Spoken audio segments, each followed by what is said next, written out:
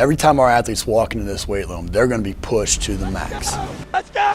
Let's go! The barbell hasn't changed in over 100 years. I can take a 25-pound plate, and we'll go out on the turf, and I'll have you hating life. We talk about straining your gut, pushing past that comfort level. I want a lot of energy. What better breeding ground is there for being a success in life than the weight room?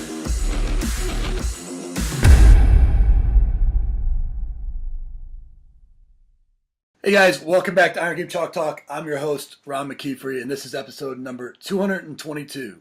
Appreciate all you guys that listen each week. Really appreciate those of you that like, share, comment.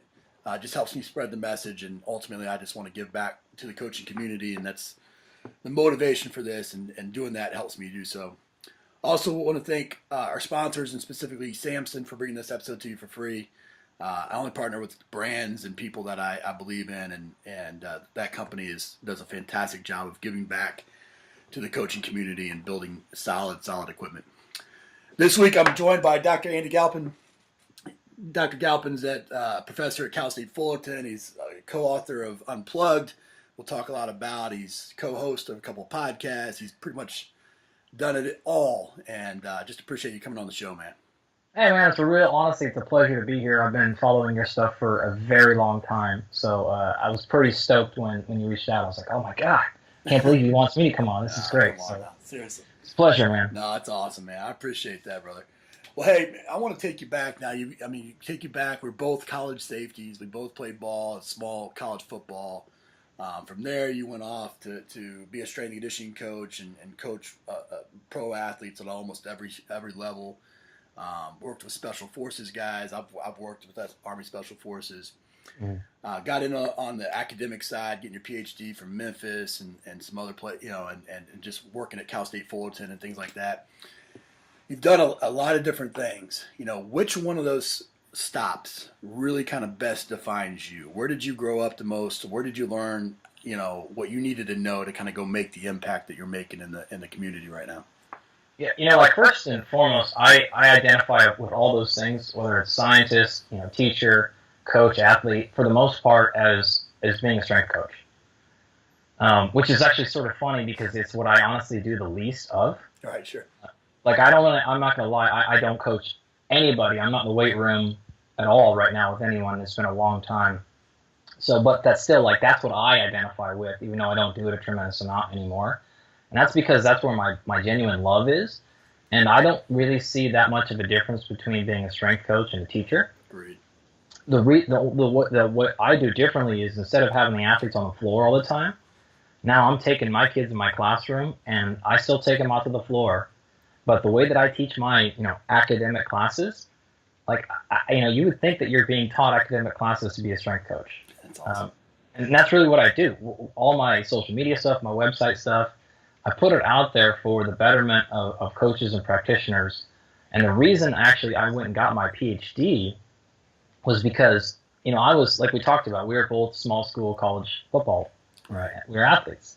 And then I did some Olympic weightlifting and was pretty good at that, qualified for some big meets. But I was never the guy that just walked on and was an All-American. Right. So I had extreme incentive to be like, I got to figure this stuff out. Because if I do anything wrong, I'm probably not playing, right? And I'm not going to qualify for the tournament. And so I continued my master's and got my PhD because I was so enamored with understanding what is the physiology behind all these different training modalities and why is this one working better and why is this athlete responding and why does this athlete need a different thing. And so the reason I was actually very, very lucky when I graduated with my PhD, I basically had a pick of a number of jobs. And that's not because I'm extremely talented, but that's because I had carved out a very specific niche, right, which was I understood biochemistry and muscle physiology and metabolism, but I took it from the perspective of the strength coach, and I wanted to bring that stuff back and always be able to be like that. So when this job came up, to basically run the strength conditioning program, the academic side of it, they're like, oh, you do that and muscle biopsies? No one does that. Right. So, that's really, even all the sciencey stuff aside, that's what it comes down to for me, man. I could talk squat shop, but lifting, this is what I do all day. So. Well, that's, and I've on the show, I've had several different PhD strength coaches that have gone on to get their PhDs, or academics that have been purely academics. And I often get on a soapbox about how, as practitioners, we have to start to embrace science more and start asking more questions, rather than just doing what we've learned or recycling, other people's programs. And that's how we're going to ultimately. Our profession is still relatively young. It's 60, 70 years old. That's how we're going to advance it. And a lot of times I say it's not a profession because we don't really have coaches retiring being coaches. We have they often you get pushed out of the profession or whatever. And so how we get to that point is we make it better, and we have actual academic programs in strength and conditioning. But I think two things that you said there that I really want to highlight. To me, I agree with you 100%. If you're a great strength coach, you're a great teacher, bottom line. And I think and then being a practitioner and asking questions. I mean, that's a lot of things. You probably had questions, and because you weren't getting the answers, you went back to school. And that's literally. I mean, I can tell you specifically the exact question that just kept driving me nuts. I remember being in probably high school and figuring out, it's something like 15 by 3 is quite different than 3 by 15. Agreed. Right. And I knew that from the performance side, I knew that from training myself, and then when I started coaching athletes, I knew that. Every book I had read, this is everywhere. But I could never get an answer of, how does the muscle know it did 45 reps either way? How in the heck does it know to grow in one way? Or and people would say, it's neurological. And I'm like, that's not true. There's no way that's the answer. And so I just kept going on, and then other questions started coming up. Hyperplasia. That doesn't make sense. I don't believe it, that doesn't happen. All these things started going on. And as I started learning more of the physiology, I started realizing, this stuff is actually completely a guesswork. No one's actually doing science in this area at all.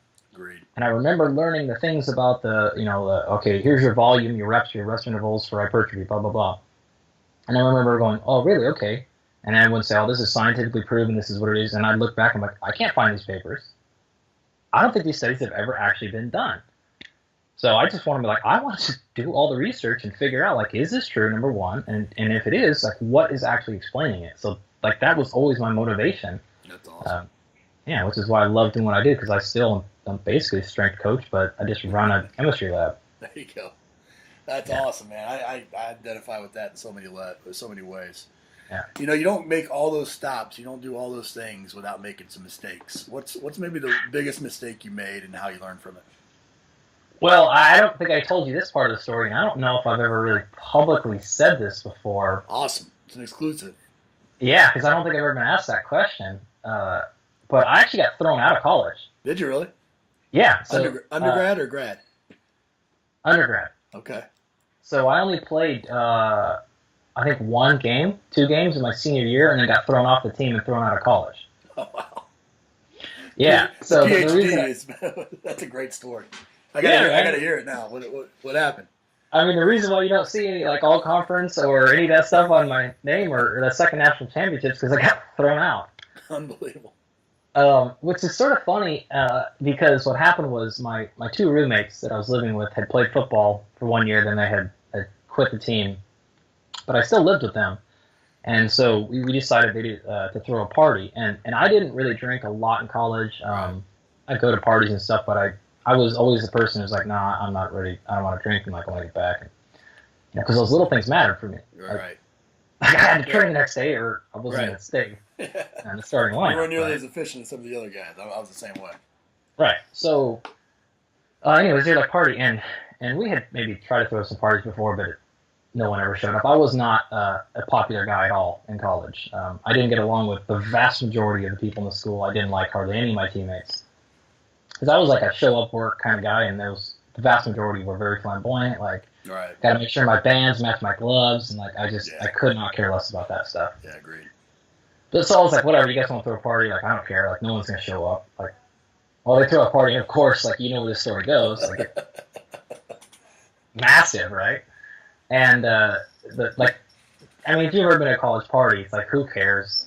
Right. They show up, break it up, and maybe the cops show up. But for whatever reason, for the first time and only time in my life I've ever heard of this, 30 cops show up, they arrest everyone, give 25 MIPs out, do all this stuff, and we were great. And I woke up Sunday morning, we're on ESPN, we are everywhere. And I'm like, we had a college party. Like, right. What in the world? And they had this big thing, I think it was ESPN or somebody had a big thing about how we had this underground ring going to supply undergrads with alcohol or minors with alcohol or whatever. And I was like, do you think I paid and bought anyone else's beer? Like, do you know what it's like? Like, I'm poor as shit. Like, no way that I paid for somebody else's beer. Like, are you? Anyway. So, like, obviously, you knew the hammer was going to come down that one. Yeah. And so they basically were like, I was already basically graduated. I had one credit that I was taking, which was football. And I'd actually already been accepted into grad school too, so I didn't really care. And so they basically were like, well, here's the deal. Like, you're gone, you're done, but we'll let you get your credit so you can get your degree and all this stuff. But the lesson I learned there was a couple of fold. Number one, outside of like 2 or 3 of my teammates, all of them just straight up were like, oh, it's his idea, he told us blah, blah, blah. And just not only didn't they support me, right, but they threw me under the bus as hard as they possibly could so that they could stay on the team. And it was funny because I remember, like, I had an out. I could have probably gotten away with some of it, but I remember saying to the coach and the president and everything, like, you know what? Yep, this is me. And there's no reason to throw them back under the bus. Right. And there's no reason to harm them because these were still my teammates, and I knew if I did that, the season was over for the whole squad. Right. And I'm like, I'm going away. There's no benefit of me reciprocating. But you better believe over the years since then, have I returned their phone calls now? Yeah. Like, have I gone back to them now that half of them are coaches? Right. No chance. Like, I know that the ethics of them. But then I also learned, like, the bigger lesson was, you know, just accepting the responsibility there of being like, you know what, technically it wasn't my party, and I could have blamed my roommates and stuff, but I didn't do anything to stop it. I actively told people as well. So, like, that is my fault. That is 100% my fault, and I deserved every ounce of that punishment. And frankly, I got lucky that I got to still have my college degree. Right, right. Yeah, that's, I mean, there's so many times in your coaching career that you're faced with kind of moral dilemmas. Yeah. And, you know, telling the truth is never the easiest thing. You know, it's so easy, especially in this day and age, just to kind of make up a story or throw somebody on the bus or do whatever. But that's also why I think you've had such success because, I mean, not karma, but, you know, when you do things right, it pays off in the long run. And obviously you're doing that. I want to jump into the book, Unplugged. This is, I told you when we first, corresponded about it, that I thought it was such a timely and a needed book, at this time, just because of the tech, arms race that we kind of have going on. And really, in my opinion, what I've always said is that there's just so much tech out there, but nobody really truly knows how to use it and interpret the data, that it's so pointless, and I often tell the story about, when I first got interviewed for, Tampa Bay Buccaneers, and the strength coach he asked me if I want to be a strength coach. And I said, yes, sir, more than anything. He said, okay, well, define strength. And that fundamental question of defining strength, I couldn't answer, as a young 21-year-old strength coach. And that just taught me the lesson of making sure that I defined every single thing that went in my program. And so if I didn't fully understand tech, it didn't go in, but you've been working on this. We talked off camera about how this has been a labor of life. I mean, this has been something that you've been working on, and Brian and Phil, for quite some time. But really, what was the story behind it? I mean, at what point did you guys decide that this was needed? Was it you're sitting around drinking some beers and surfing, or were you just like, we're going to be pretty intentional about this and produce something that's a great result? It wasn't intentional at all, man. It was much more the former. Where, Brian is, if you guys aren't familiar with Brian McKenzie, he was very disruptive in the endurance running world.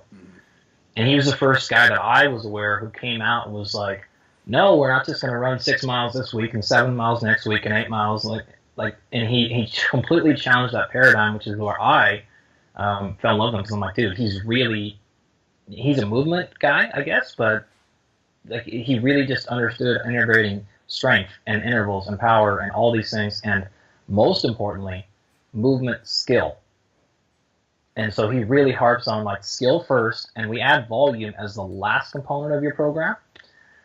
So like for example, the very classic periodization approach, which is like, start off with GPP, you're building your aerobic base, and you move to hypertrophy strength, et cetera, et cetera. Well, he challenged that extensively and said, no, skill is first, movement skill. And then eventually we add eccentric, and then we add concentric, and we add speed, and then we add fatigue at the end, but only once you can show me that you can handle skill under speed and under power and stuff like that. And so from an endurance runner perspective specifically, I was like, dude, this is really, really innovative. And his last book was called Unbreakable Runner, and it was a New York Times bestseller. It was phenomenal. And so he and I kind of connected on a bunch of different levels, and he was talking one day about an athlete he was working with, and they were out jogging or something, or doing a run, and the athlete's heart rate was like 165. And the athlete's like, I can't speed up, I'm going to blow. And he's like, if you're talking to me, you're not going to blow at 168. What are you talking about? And so he just called me one day basically ranting about how like people just don't understand this technology and performance and training, and it's only getting bigger. And me as a scientist, like I become also extremely infuriated when people misinterpret science.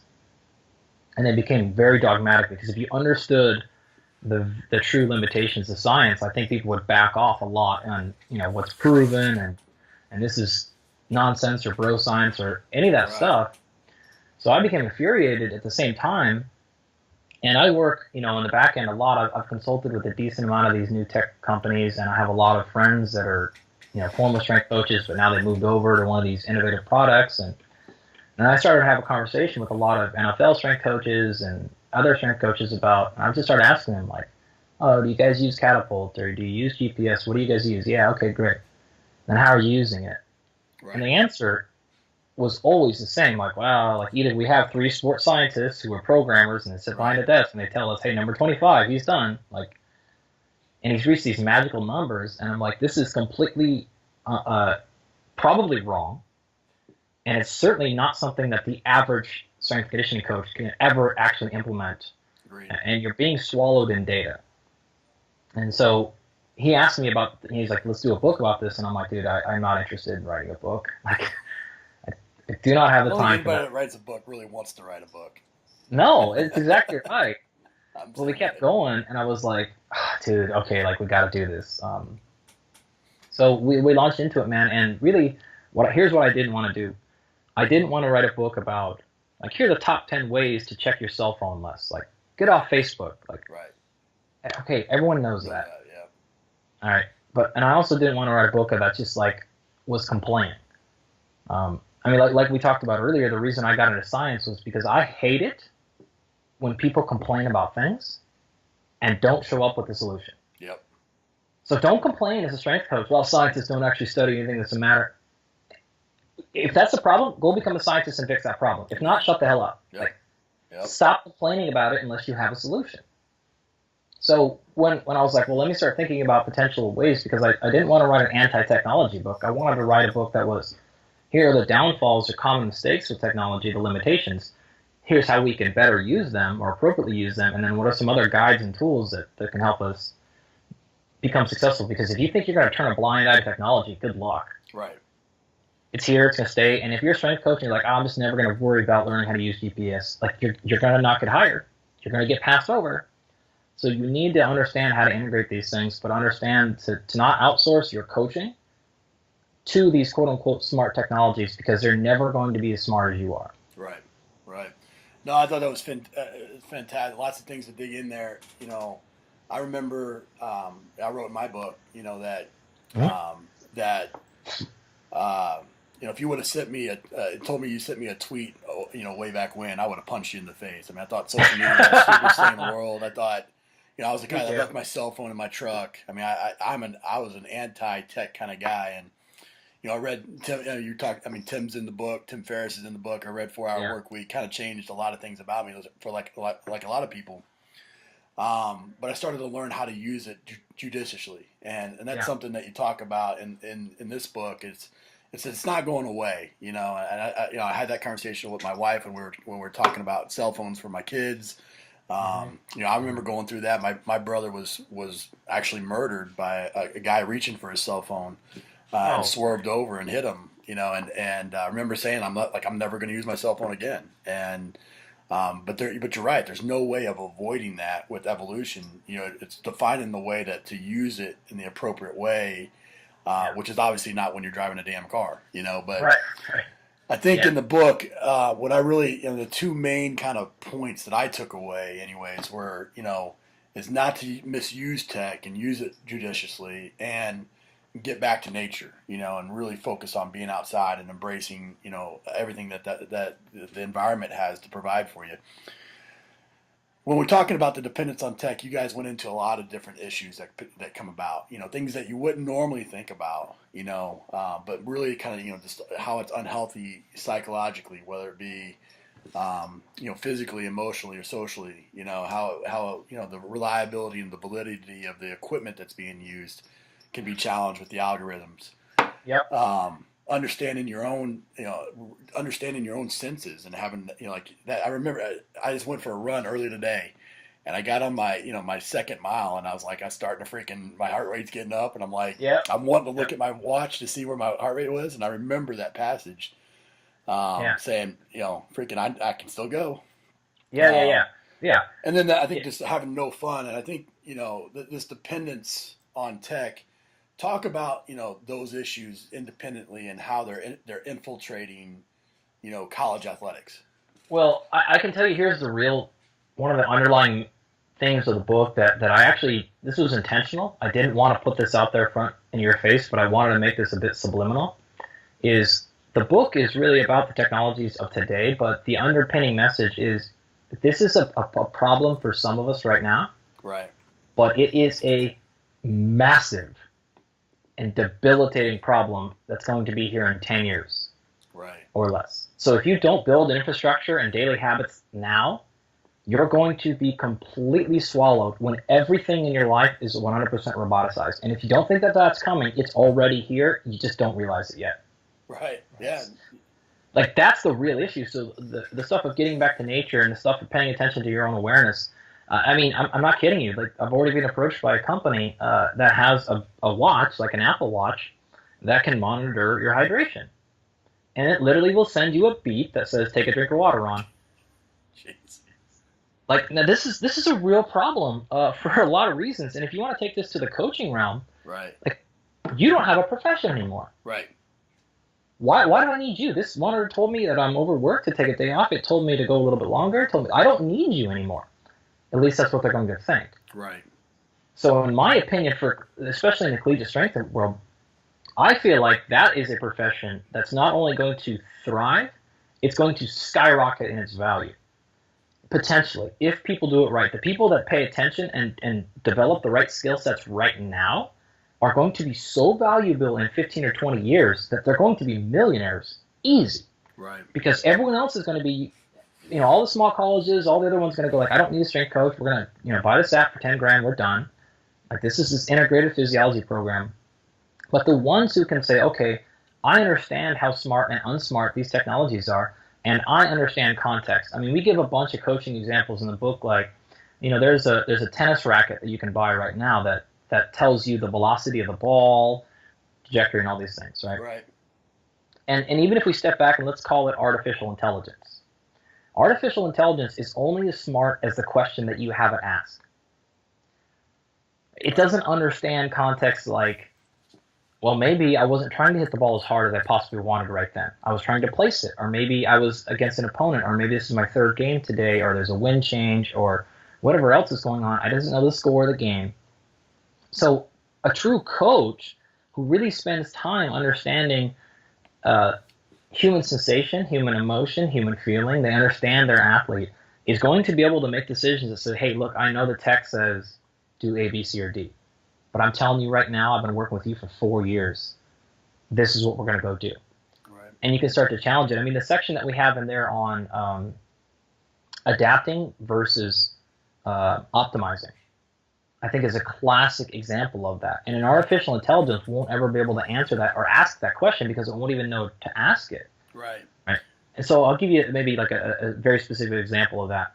So let's say you're doing a block and you got an 8-week mesocycle. Right. Now, you're 4 weeks into that block, and your HRV or your physiology monitor tells you you're starting to get a little bit overburned here, right? And you got 12 soccer girls, or you'd have like 38 soccer girls, but whatever, right? You got 12 tennis girls to make it easier. Right. And 10 of the 12 are getting HRVs in the red. Okay, great. Well, this is something I directly got from Cal Dietz. And he's like, well, yeah, I have to understand what mesocycle am I in. Right. If I'm in a mesocycle that's attempting to peak these athletes and I see that they're starting to get burned, then I'm going to use that technology to understand them to pull back. Right. But if I'm in my GPP or any other one of my blocks that say this is when we're trying to induce adaptation, yes, I'm trying to push you. I'm trying to overreach you a little bit. Right. I want you to be in red for maybe a day, 2, 3, maybe a week, 2 weeks, 3 weeks, depending on whatever we're sort of doing. So an artificial intelligence or an app is never going to understand the context that you understand of what's going on today, this week, this month, this block, this meso, or however you set your periodization strategy up.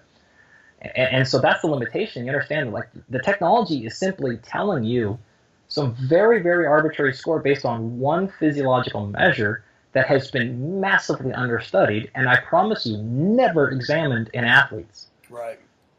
So like, it's really, really hard. You have to understand that as a coach.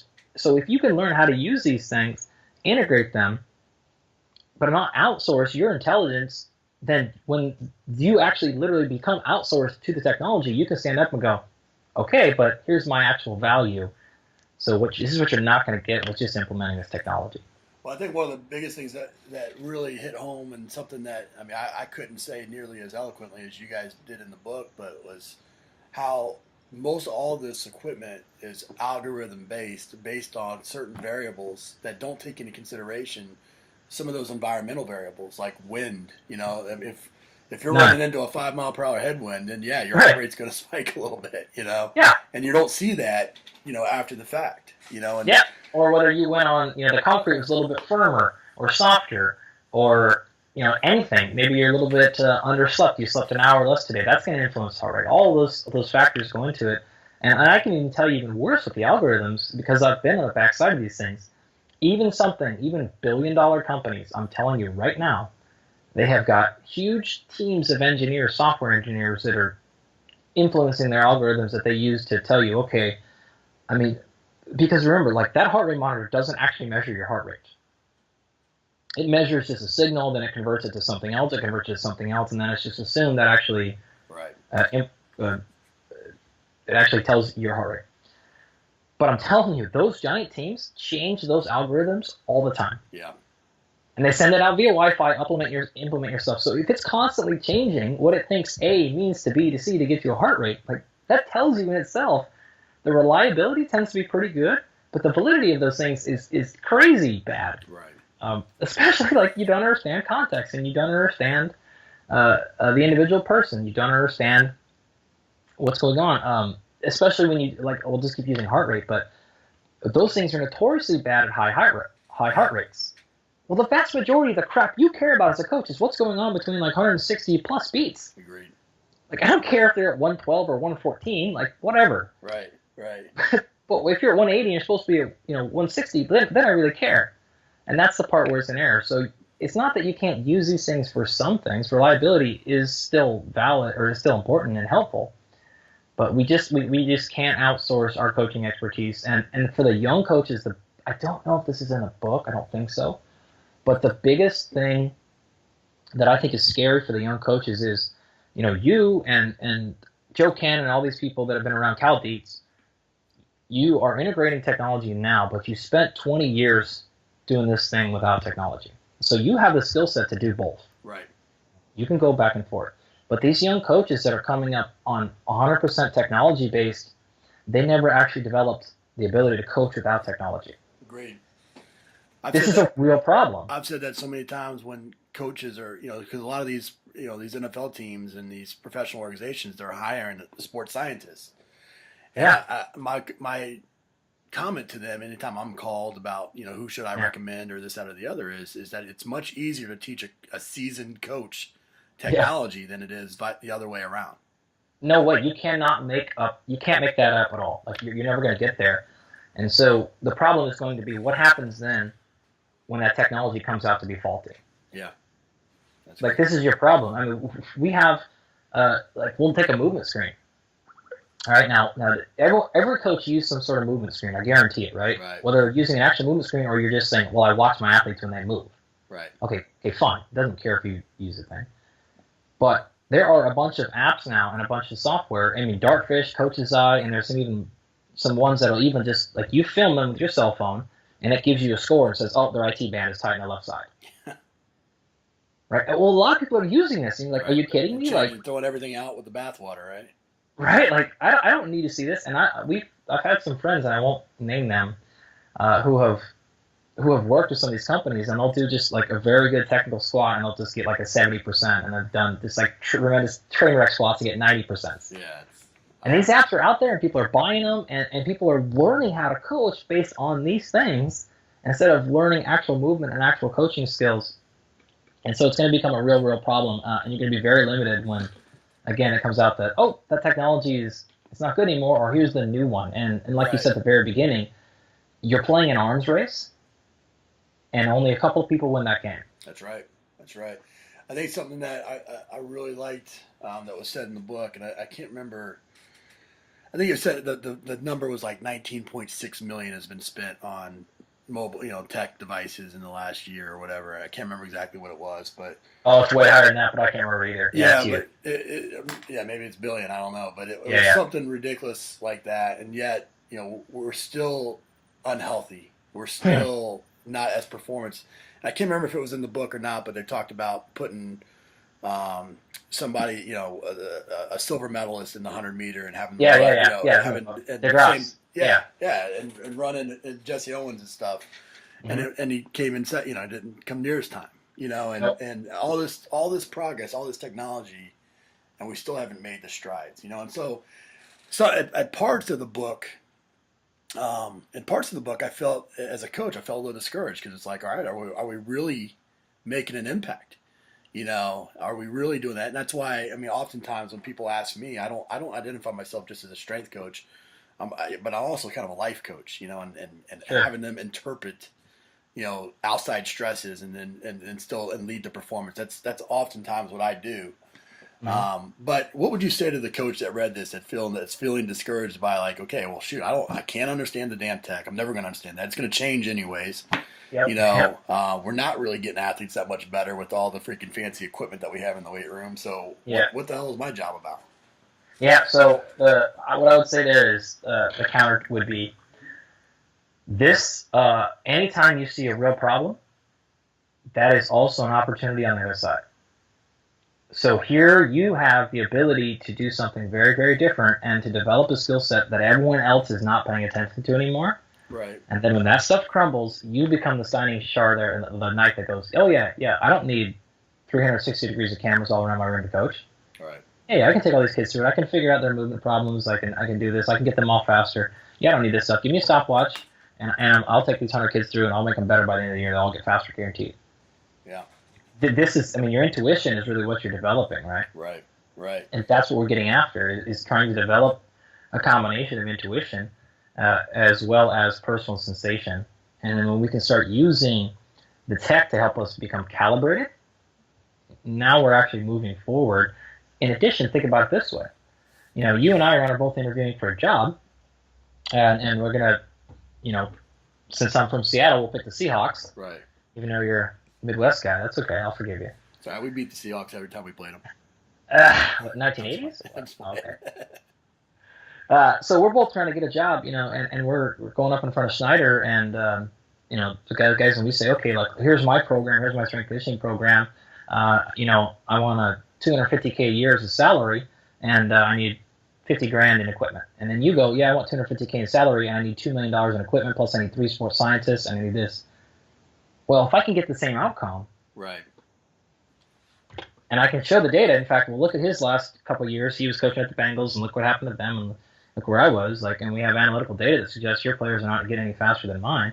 I've now gave myself extreme value because, this stuff is a waste, and they're just trying to cloud you. They're trying to put up a facade of expertise because they're putting in high-tech stuff, but it's really not making much of a difference. Well, I would agree with you 100% on that. I think the challenge I think the reason why tech has been embraced so much is because there are some now, there's a way for them to quantify some success. And if it doesn't give you the data that I want it to do, I just don't present that data. Versus, that's what, I've used that argument the other way with coaches where it's like, half the time coaches coming up to me after practice and saying, well, what do you think we need to condition today? And I'm watched a 2.5 hour practice and, I'm like, I don't know, But it's nice to be able to say, give some sort of a number of where we're at versus, Yeah, sure. Well, I mean, that's true, but I won't say his name. Just I don't know if he's okay with me saying or not. But sure. I was talking to one NFL strength coach about a year ago, and I specifically asked him, "You guys using all this stuff?" And I said, "How often are you sitting on the sidelines going, yep, number 22 needs to come off the field right now?" And then how much? And he's like, "Oh, every time, like every time." Yeah. He's like, "I can pick out who's going to be like theirs." And I'm like, "Okay, well then there you go." Like, right. That's not to say TPS is useless. I think you should have it, and there should be some stuff there because it can help us gain a lot of benefit. I mean, this is the point of the book, but we need to develop the skill set outside of that. So, Great. The difficulty of things like, let's take our offensive linemen versus our wide receivers. Like, well, how effective is the GPS for a wide receiver? Probably pretty good, right? But for an offensive lineman, it looks like your GPS says you moved 25 yards in practice today. That's right. Yeah, okay, well. That's a little bit difficult, 25 yards. I think you said it great there where, technology, is used as a calibration or a diagnostic tool as opposed to driving what you're doing or, whatever. I guess the question that I think everybody that's watching probably is asking is like, okay, now I've got freaking 15 different devices. Yeah. Which ones of these should I use for calibration? Which ones should I do? How do I keep constant data and then just look at trends over time? So that's what would you really recommend good a strength coach at a college actually monitor? Yeah, exactly. And the answer to that is the way you just described it is exactly what we call bad science. Mm-hmm. Right? That only leads to it's the analogy of throwing a can of paint on the wall and seeing what sticks. But that's not how science should work. That's going to get you looking at a bunch of things on the wall that you don't know if they make sense at all. Right. So what I would say is you need to ask yourself, well, what's your problem? And then get a technology that can potentially address the problem. Right. Are your guys or girls getting banged up too much? Are you concerned that they're overtraining because the coaches are having them do too much and they're not telling you that, so when you show up at the weight room, are you just too slow? Like, what is your actual issue? And then you purchase technology that you think can help you address that issue. Don't just purchase every technology that you can get because the administration says, hey, we got $1,000 and you got to spend it before the fiscal year's over, you're going to lose it. Which is exactly how it's being done. Oh, I mean, I know how that goes. Right? But, I mean, you can, but, in that case, put it in the thing. But right. And don't just collect, I think you brought this up earlier, but Tim Ferriss heard about our project and was like, I got to be on board here. So he wrote a section at the end for us, and he brought this up, which is do not collect data for the sake of data collection. Yep. It's not going to be helpful. In fact, it's generally going to be harmful for a number of technical reasons as well as psychological and other reasons. So if you have a specific question, address it. Find a tech. So whether this is HRV or GPS or heart rate monitors or whether Dartfish or Coach's Eye or whatever, you're going to get blood work done. But that comes from you sitting down with you and your staff and the coaches and the players in your post-season meetings and your checkouts and going, all right, what do we think our real issues were? Let's look at this on the board. And it's what I call defenders, right? So identify the defender. And if your coaches say, okay, the girls were just too slow this year. Well, it's your job as a strength coach to identify what's defending them from being fast, because it might not just be they're slow. Right? It might be something else. What is it? Well, maybe they're slow. Okay, why are they slow? Well, they're slow because they never get enough speed workouts. Why don't they get enough speed workouts? Well, because they're too tired from. Okay, so the actual defenders, they're unfit. Oh, okay, great. Or right. Every time we do agility work, their knees start getting banged up. Why? Oh, maybe because they're a little bit overweight. Well, if that's the actual defender, okay, now let's see if we can then buy an app that's maybe a calorie tracker or something like that to help them get That's what you're really trying to do, is defend or identify what's really defending you from achieving your goal, and then maybe implement some software to get around that. Yeah, no, I agree with you 100%. We talked a little bit about, getting back to, to being outside and embracing the environment. And that's something that I've done as a coach my whole career, constantly, I'll my interns hate me because I'll move the weight room outside for the day just to train outside, or Yeah. we'll go and I'd take the guys out and climb Pikes Peak, the senior class have to climb Pikes Peak or go whitewater rafting and things, and oftentimes I get a little bit, a lot of people think that's cool, and it's been more embraced through the years, but when I was doing that early on in my career, it's like you're giving up a training day. Why would you give up a training day? For these types come of on. things. Yeah.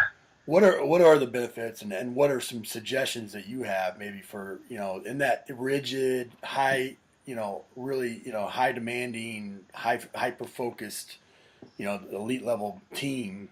How can they embrace getting outdoors, and what are some of the things that you would recommend for them to get those benefits? Yeah. So this is this is one of those sneaky parts of the book where I fully agree with you. But that was really put in there to warn people against the future. Yeah. Because it's not that bad right now, although I would argue it's bad, but it's going to be unimaginably bad in 5, 10, 15, 20 years. I just yelled at my kids an hour before we got on that they need to get their butts outside. Right? I mean, Exactly. It's only going to be worse. Right. Everything is going to be roboticized. There will be no more physical activity outside for the most part. And so this is really what it's about, is doing what you did, which is making it normal now. Right. So that in 10 years, your administration just doesn't think twice when you want to take the team out and go jump in the lake or something. Right. But we have, we could take this from a physiological perspective. You have sensors in your eyeballs that only work when hit with direct sunlight. All right. So we're not going to get those from LED lights. We're not going to get those from any other light. And you don't get those, by the way, when you go outside and every millisecond that you're outside, you throw sunglasses on. Right, and I get so annoyed at people. They wear sunglasses and they walk 25 feet and then they put their sunglasses on and then they go through the shade and then they take them off and they put it back on. Yeah, right. Like, just leave the things off, because you have physiology that is designed and engineered or evolved, or however you want to look at it, that is 100% there to handle exposure to elements. When you remove that exposure, those enzymes, those proteins, those genes go dormant, right? They are in charge of a whole host and cascade of elements like DNA replication, cleaning misfolded up proteins, removing damaged tissues and cells, recovery, anti-cancer. I mean, you name it, oxidative stress, all these things there. And so if that whole element's not being addressed, you really have concerns with either your long-term health or your performance recovery, however you want to look at it. Right. But these are only things we get from being, in some cases, exposed to elements. I mean, the very, very easy one people are aware of is vitamin D. I mean, I think it's pretty silly that we're all guzzling down 10,000 IUs of vitamin D supplements. Right. Right. And the reason we need that is because we have a ton of cholesterol floating in our body, and we use the sunlight to convert that to vitamin D, and when we don't have the sunlight, the cholesterol doesn't get converted to vitamin D, therefore we have to take vitamin D exogenously, and vitamin D is critical for bone formation. It is a direct activator of protein synthesis. Yep. Most people don't realize that. You're like, a vitamin is one of the most important signals to grow muscle. Like, absolutely. Yep. And so we have a little bit of exposure, and then, the last part of the book, because the subtitle is, it's Unplugged, Evolve from Technology to Upgrade Your Fitness Performance, which is what we've been talking about. But the last part of it is consciousness. Right. And this is the stuff it's not really my expertise. It's Brian and Phil are really in these areas. But I agree with it fully, of course, which is, the example of, do you remember the section about humans being able to see the color blue? Yeah, exactly. Right? So, I'm fantastic. not going to tell you the answer here in the podcast. You're going to have to check out in the book. But basically, we've only been able to see the color blue for a few thousand years now. Right. So what other sensations and senses are we either lost or we haven't developed because we're not exposing ourselves to any of these elements? And then that doesn't even count all of the team building and all the other aspects, the conscious aspects that you can get from being out in a little bit of nature exposure. So right. That I think it's just a really, really important thing we have to pay attention to moving forward. I could agree with you more. And I think, I mean, you talk about, physiology as well. And I get on a soapbox all the time about functional fitness and what functional fitness is. And most people will give you, Yeah. the squat, the pull, the push, the hinge, Yeah, the yeah. drag, carry, whatever. But really, I mean, it's a component. I mean, those are components of functional fitness, but it's also really the missing ingredient, in my opinion, is the primal movements. The jumping, the landing, ditching, climbing, and surmounting, and those are things that we have as kids, but we lose as adults, and which often lead to those injuries. And Yeah, the beauty of the weight room is the fact that movements can be quantified, they can be systematized, they can be broken down. Even complex movements in the weight room, squats, deadlifts, hinges, snatches, that's still not very complex because I get to set up, I get to neutralize my spine, I get to pull in my belly, I get to retract my shoulders, I get to be symmetrical on the bar, right? Well, by definition, by doing all this stuff, we have eliminated unexpected exposure. Right. But when I play for the vast majority of my sports, unless I'm a weightlifter, I'm in into those same elements again. So I need to be able to produce power. I need to be able to produce mobility. I need to be able to produce those in a good neutral spine or safe position or whatever we need to be when my feet are not set up naturally and normally. And when I don't predict these movements, like my friend Kelly Starrett, who also joined in the book, he always says, like, if you don't have direct access to this hygiene, like, you don't own that movement. Right. Like, you should be able to get there immediately and at all times and unexpectedly, or you don't really understand that position, or you don't really own that movement base. So doing a little bit of stuff in nature where the footing isn't specific and it isn't direct, and all that allows us, and I don't think either one of us are saying that this is, hey, just move all your training, just do hill sprints and go outside. And, we're just saying make this, once a month or whatever it is that's feasible for you in your setting, and get out there a little bit to expose them. Like, you and I both know, like, Louis Simmons showed this, like, clearly, that small variations in training, and his choice was to vary the exercise choice, right? So box squat today, different type of squat tomorrow, allows you to remain training at a very, very high intensity very frequently, and you don't get broken down if you insert a tiny bit of variation. Right. So the same thing here is, like, we get them outside, introduce a little bit of variation. You can continue to have a very high quality or a high intensity training program, avoid overtraining, avoid injuries by just introducing that little bit of variability into the program. Yeah, and I think you guys go into that even further with talking about, if you constantly train in the cold, train in the heat one day, or you vice versa, or go out for a run in the rain, or it doesn't have to. It could be environmental as well. And yeah, I mean, I live in the worst thing ever for me, which is, like, basically Los Angeles. And I'm a country guy, and I said my whole life I would never, ever, ever live I live anywhere besides LA or New York, and sure as hell I ended up down here. That's the way it always happens. Yeah, I'm soon now. Soon I'm getting out. But my point of saying that is, like, so I have had to find a way to do that while being stuck in LA the last 6 years. So if I can make it happen, if you're in Davenport, like, you can make this thing happen. Like, you all are in a lot better place than me to get there. So it's just about making choices, and like you said, it's appreciating the environment I have around me, and getting out and getting the headphones out occasionally, and doing as much as I can out there, and understanding the exposure. I think it's also really important. One of the other mistakes that I made younger in my career was being too worried about specifying. Right. And not increasing my exposure to as many things as I can. So in the back of the book, the very last little bit is sort of like a training program, if you will, for all of these different stressors you can put on your body. So whether these are hunger stressors, thirst stressors, heats, colds, different types of training. I mean, I remember going probably 4, 5, 6 years maybe without ever doing anything of more than maybe 20 straight minutes. Right. It's like I played college football and then weightlifting and then MMA, and you're like, I'm not doing anything 30 straight minutes. That's right. And then I remember being like, I'm 27 years old, and I can't jog for 30 minutes. Right. And if I do, my knee's going to get banged up, my back's going to hurt like hell tomorrow. Like, I'm a physiological liability. Like, that's a real problem. That's a limitation. I think every human should have, well, most of us anyway, should have that ability. So agreed. It's just giving ourselves, I thought I was well-rounded because I could snatch and I could press and I could pull and I could do intervals and my heart rate could go up really great, but that other end of the spectrum, man, I couldn't touch.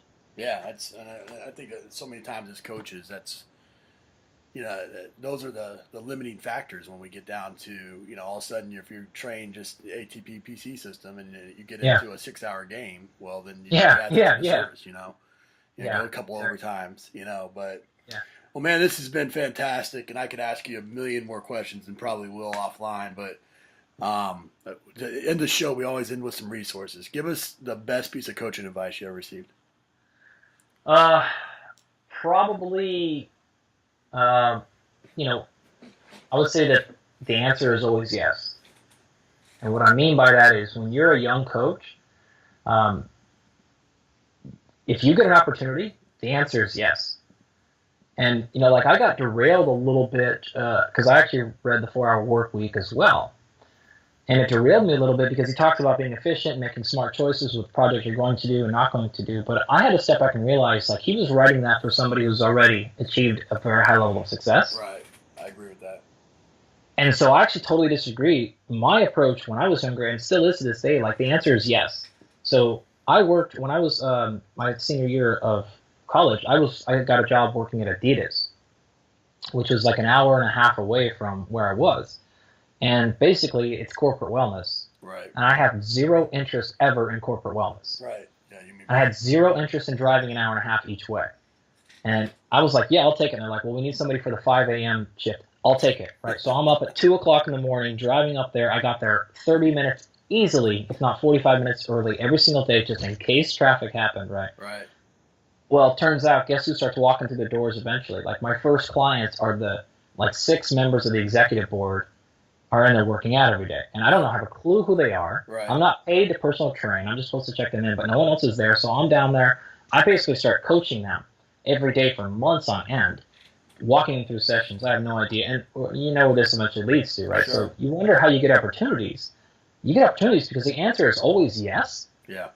And not only is it yes, but you will do it, and you will do it to a 10 out of 5. Like, you'll do it, and if it's the crappiest, unimportant job, in fact, I'll do this quickly. I know we're short on time, but the reason I got that damn Adidas job was because my faculty member at my small school said, hey, I want to set up a booth outside for like a wellness project so anyone walking by can get their blood pressure checked and so they can start to understand if they're healthy. And she's like, does anybody want to do that? And I was like, sure, I'll do it.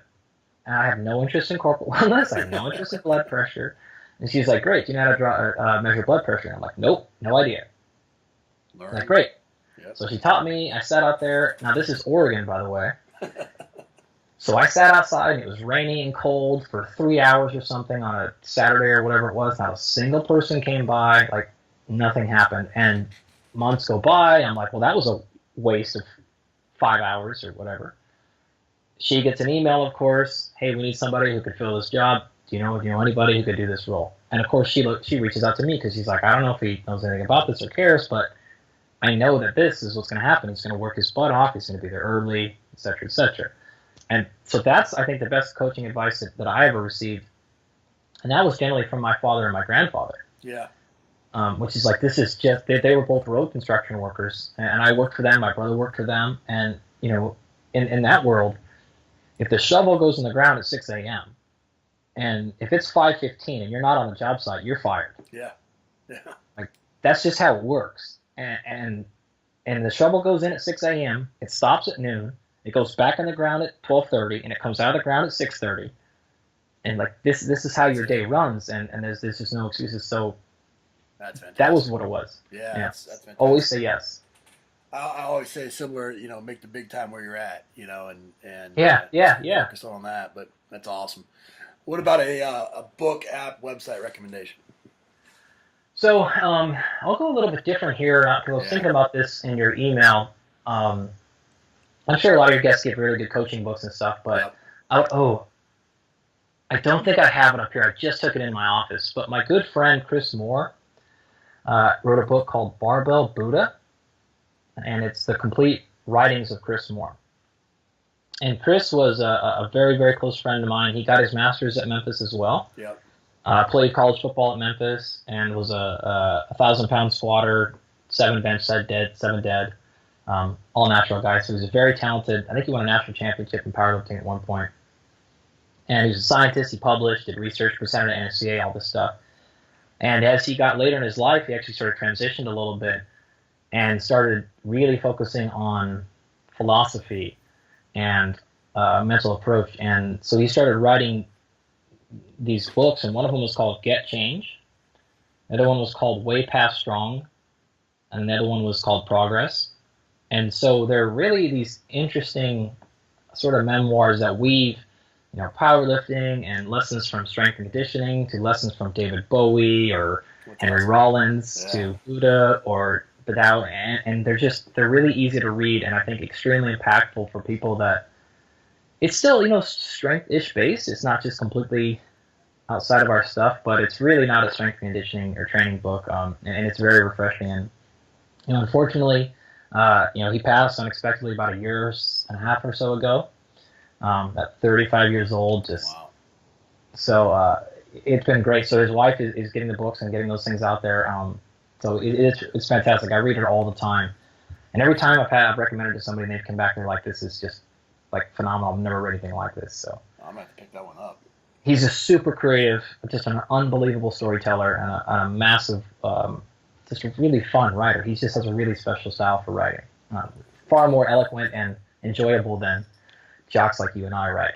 Yeah, that's fantastic. I'm gonna pick that one up right after we get off. Sounds it's really good.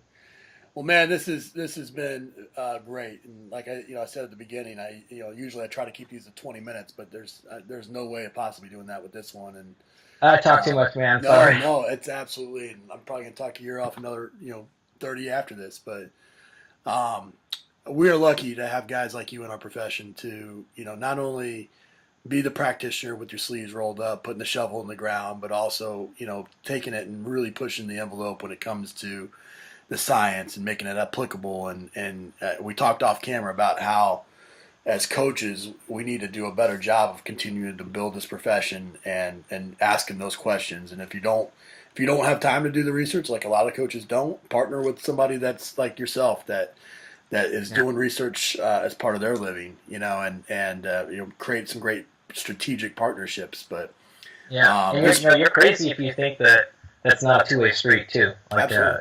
I get asked this question a lot from coaches. It's like, how do we actually bridge that gap? And I think that for me, the quick tip is from the coach's perspective to the researcher. Like, I love it when I get asked questions and they say like, hey, how do I integrate this? Or can you help me translate this? Like, what does this mean for my athletes? So I wouldn't hesitate, as long as you do it from a position that it's a genuine question and not like you're such an idiot, you don't understand training, like how would you ever implement this? Right. That's not helpful. And then from the scientist perspective too, back to the practitioner, like some of these practitioners are pretty damn smart. Yeah. So, I don't know if you had a chance, you probably didn't, to check out my website, but the whole goal of that website is to take all of this, class textbook information, put it up there and give it away for free. And the reason I do all these podcasts and the reason I run my social media the way I do is because to me, if I'm doing science and I can't not only deliver it to the coaches, but deliver it to them in a fashion that's on their level, then what's the point of my life? Like, right. What impact am I really making? It's actually my job to take the leadership to say, well, hey, coach, if you can't read it, like, that's not my job. Well, I feel like it is. Right. Like, I'm doing my best to translate it to you on your level, just because, you know what? That's what coaches do for me. I couldn't sit there and listen to everything that a full-time strength coach says. Like, I'd get lost. Right. But most strength coaches talk to their audiences to the audience's level. But scientists won't go back the other way and do that. Right. Right. So I think that's what we need to do to keep moving forward. Well, I think I couldn't agree with you more. And I think, you're an example of somebody that takes extreme ownership and says, if there's not an answer, I'm going to go find the answer. And I think we need more of those types of people in the world. And take, that's the definition of genius, right? Is taking the complex and making it simple, And, you're right. Can't explain it simply, don't understand it enough. That's exactly right, man. Well, I really appreciate you coming on the show and sharing with everybody, man. My pleasure.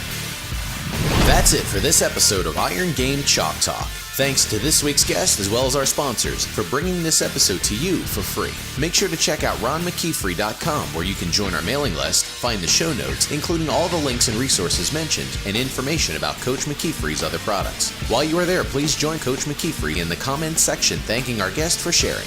If you haven't subscribed to Iron Game Chalk Talk on YouTube or iTunes yet, make sure to do so. Comments, ratings, and reviews are always welcome. Coach McKeefery can be found on Twitter at @RMcKeefery, on Facebook and YouTube at /Ron.McKeefery. That's it for this week. Be sure to check back next week for another great episode of Iron Game Chalk Talk.